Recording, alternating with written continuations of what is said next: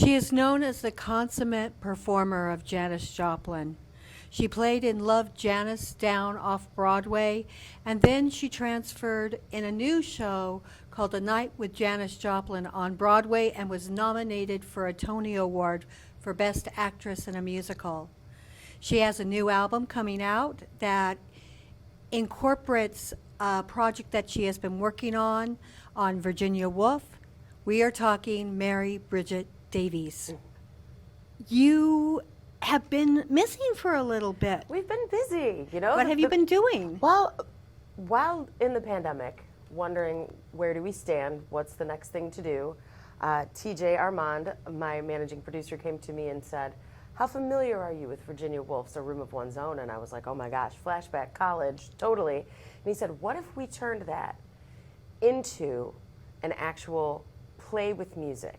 And I said, okay, wait, how are we doing this? Because, you know, it's hundreds and hundreds of pages. Right. He got the rights from the Wolf estate. They agreed. They thought it was a great idea. And so during the pandemic, that's what we were working on.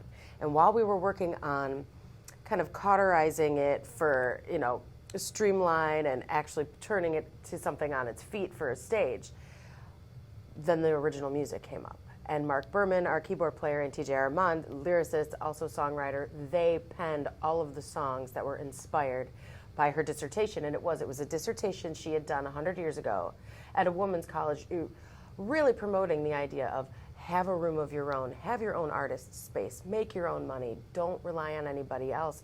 These are our voices and our ideas, and they deserve just as much time to shine. And it's still such an important message, sadly, 100 years ago and How later. appropriate for right now. Exactly. So that's where this all kind of, in the billions of Zooms, came, you know, from an idea and was born into action. And so 2 months ago in June, at the Power Station here in New York City, Studio A, totally famous, we recorded the original songs from A Room of One's Own's idea called Freedom of My Mind is the name of the album. What also we did was, because of my tenure, as I will call it now, with Janis Joplin, everybody loves that stuff, and I still love to perform it. You know, we haven't done the show for a while, and Jerry Ragavoy, the songwriter, his widow Bev Ragavoy was a producer for Janis, you know, for A Night with Janis Joplin for us, and she and I became dear friends, and she was at the helm of this idea as well. What if we did it in 2 chapters? What if we introduce the Freedom of My Mind music from the original Play with Music, A Room of One's Own, and then also celebrated Jerry's music?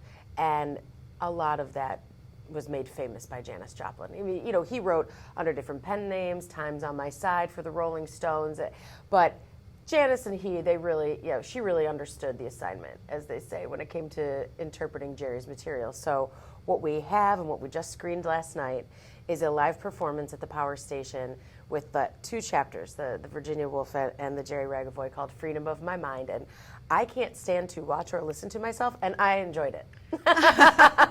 I was very surprised. Actually, we went to Oscar Zambrano, who mastered the entire thing, the Herculean feat, as TJ likes to say, of getting, you know, the sound and the video all put together so well, because it was, you know, Power Station at Berkeley, so it's the Berkeley people and the videographers and sound people. And TJ said, well, we want to fly you out. We want you to see a Mary Bridget Davies show, because I really never have. Right. I'm always the one doing it. And I was terrified and, you know, in my head and nervous. And we walked out, and I was like, this is actually something pretty special. So I'm very lucky, and I'm very glad that it turned out so well. Of all the people that have performed at the Power Station, which one or group was the one that you were like, oh my God, I'm now walking in their footsteps? So there are a lot, but I definitely have to say David Bowie. And just knowing that every time I was listening to Changes and losing my mind as a little kid, you know, in my parents' living room, that I was actually standing on the same boards that he was when he recorded it. Just that, but then also because I'm a child of the 90s, the Dave Matthews Band recorded Under the Table and Dreaming There, which, you know, I got for Christmas. That was like one of my 5 Christmas presents, and that I was blown away. And so many Broadway, the Hamilton soundtrack was recorded there. So many giants have been there, and then we're like, oh, and also us. I made a joke with Julia Murney when we were doing the flea market, because we were still in previews for A Night with Janis Joplin, so no one really knew who I was. But it was like me. Well, they knew because of Love Janis down. Sure, but like all the kids that were coming with their like Wicked T-shirts on, are like, and you are, Who are you? People said. And so I was sitting next to Julia Murney, and Title of Show is one of my all-time favorite shows, and so Heidi was there and Susan, and I'm sitting next to Cherry Jones. They were doing Glass Menagerie, and I was just sitting there, and I looked at Julia Murney, and I made a joke, like from Dirty Dancing. I'm like, it's like I carried the watermelon. How did you get in here? I carried the watermelon, and as soon as I got my Tony nomination, she's the first person to tweet, put the watermelon down, which I thought was very sweet. But that's how I felt about the Power Station too. But it's just as things are going along, it's like no, we've earned this. No, it's amazing to get your dreams. Yeah, it really is. Now I have to ask you my favorite question because I'm dying to know the answer. Yes. They say that eyes are the windows of the soul, but I think songs are. That makes perfect sense. Even the interpretation. Yeah, but what song or cycle of songs describes who you are? Get It While You Can, Jerry Ragavoy. And when we in Love, because that's in Love Janis. That wasn't in A Night with Janis Joplin. And it was the last song. If you're familiar with the show. Yes. Sadly, in that one, we actually go through her death. We actually visit that. Whereas A Night with Janis Joplin was a celebration of the music and her musical influences. Love Janis was far more biographical. And so it was really heavy. And then she came out after, the scene and saying, "Get it while you can." And it was just like ripping your hair out. It's just one of those. And we were laughing about it last night. In this world, if you read the papers, there's always, we're always fighting with each other. There's no one you can count on, not even your own brother. Hello, 2023. It's just so the way sad it we don't stands learn. up. We don't learn. We just keep making the same mistakes.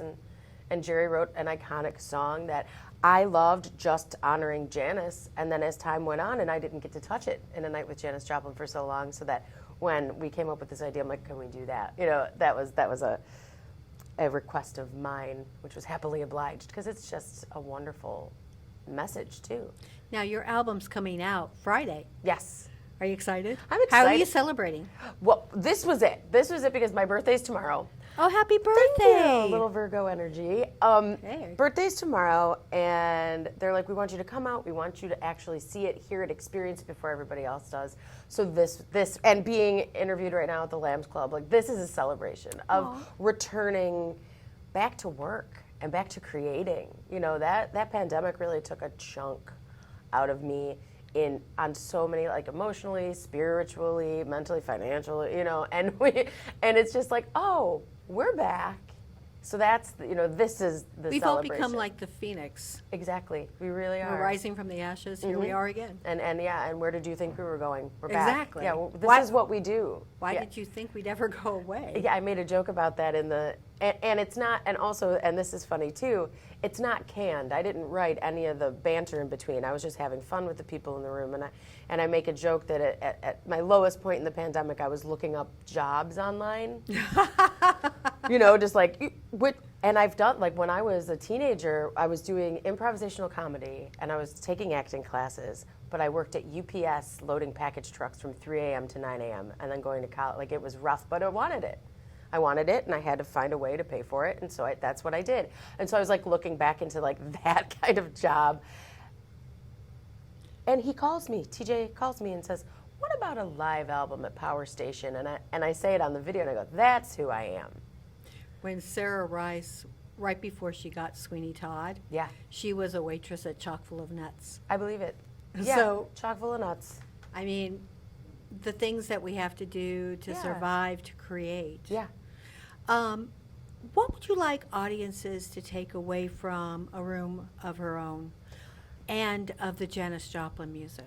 Well, that I don't think it would be a sucker's bet, as they say, that Janis Joplin was unfamiliar with Virginia Woolf. I'm sure she read that dissertation. Oh, I'm sure sure. she very much, they are aligned. And we're just celebrating the giants of like feminist movements. And even though Janis was an accidental feminist, just because she was supremely herself. Right. And that was the most feminist thing she could be at the time, wearing pants and not waving a tambourine in the background, demanding to be seen in her. And even Exactly. at the Consequence, and I've heard the stories from her bandmates and things that she had to go through because she was, defiantly herself. And Virginia Woolf was the same way. And I don't think that necessarily people need a reminder as much as we need to celebrate it more. I think that we forget who came before us. Yeah. And I don't know if that's conveniently so, Sure. or if it's something that's flawed with us as humans, but we forget the people that paved the way for us. Right. And how hard it had to. Right. Well, and when you think about social norms 100 years ago as opposed to now, and these women were being unabashedly themselves and out there 100 years ago, 60 years ago with Janice, 50 years ago, we would be like, ooh, she's a pistol today. So what was she then? A machine gun? Like, are you, so it's nice to remind people. But even more so because most women don't know this, but the Equal Rights Amendment for women has never been passed. Never. And it needs one state. Yeah. That's it. Yeah. And people just think, oh, yeah, the social movements that happened in the 60s fixed everything. And they didn't. No. They got it started, but it was never finished. People never took up that rally. Right. So do you think that this album will do that? I hope so. That's really the hope, and it's also, celebrating our own individual power. We're not browbeating. We're not bashing. Like, No. listen, women have had it so hard. It's not that at all. It's take from this what you will, but you will take something. It is really special. I'm so excited for this Yeah. album to come out. What else should we know about you that I haven't asked? Let's see. I'm just so happy to be back. Like, I sadly, how when the dominoes fall, Yes, of course. so the pandemic happened. I lost my sister, then I lost my dad Oh, on I'm Christmas sorry. Eve, like 4 nights after his birthday. Suddenly he went to the hospital and didn't come home. It was one of those. I'm so And sorry. then my mother's on oxygen, so I had to sell my house with my 5-year-old son, move in and take care of her. So like I've been doing the real grind of what it is to be a woman in the world and sacrifice and put yourself last and do that for the sheer love of your family. This is something extremely personal and relatable. And then I'm lucky enough that I get to come actually perform it too, and that's my heart. Do you get to talk about that in the album Yeah. notes? Good. Yeah. Good, because women need to hear this. Women really need to be more Yeah, I'm not empowered. just a sparkly ballerina in a music box that pops open and I have no problem and no pressure and unending funds and, like I am a real woman in the United States of America dealing with everything you're dealing with too, and I'm here to tell the truth. I think that's why you are the iconic interpreter of Janis Joplin. Thank you. I don't think there's anyone else that can do it better than you. Thank you. Tell me again the name of your album. So the album is called Freedom of My Mind, live at Power Station, and it comes out September 1st, 2023.